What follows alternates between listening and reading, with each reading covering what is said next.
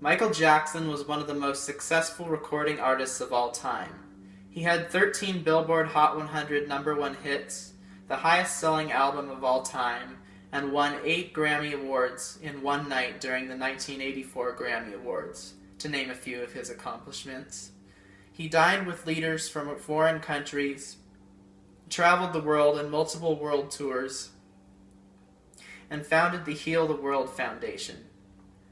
Michael Jackson's music, dress, and vocal style have all become iconic over the years, and especially since his death in 2009.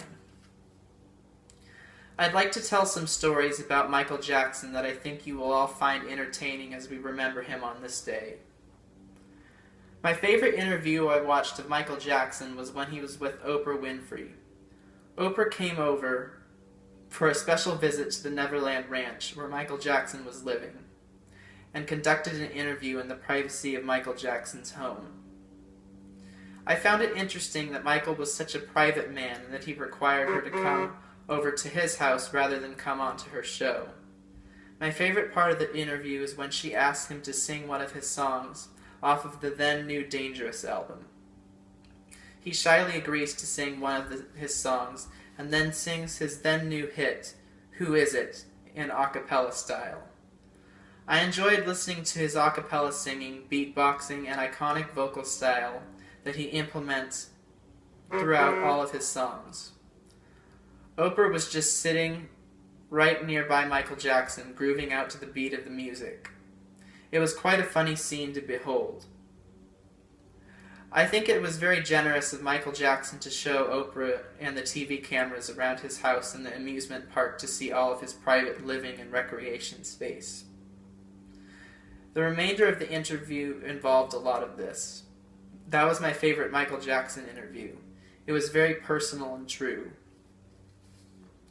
Another memory I have of Michael Jackson is watching him on his History World Tour. It was such a well-executed world tour, and his dance moves were so graceful and powerful. My favorite part about the tour was his entrance. I love how he came in on a countdown and popped up in a spaceship.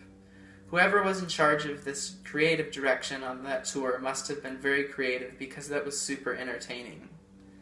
My second favorite part about the tour was when a woman was selected from the audience to go kiss Michael Jackson on the stage during the performance of You Are Not Alone. The whole audience started cheering as the woman began to kiss Michael in a very romantic fashion on the stage in the middle of the song. The last favorite thing I remember about Michael Jackson was later in his career when he signed CDs for people and performed 2 concerts in New York City in 2001. A bunch of people were swarming around the building where he was signing CDs to the point to where he finally gave in and walked up to a balcony to wave hi to everyone. That was entertaining to watch on video.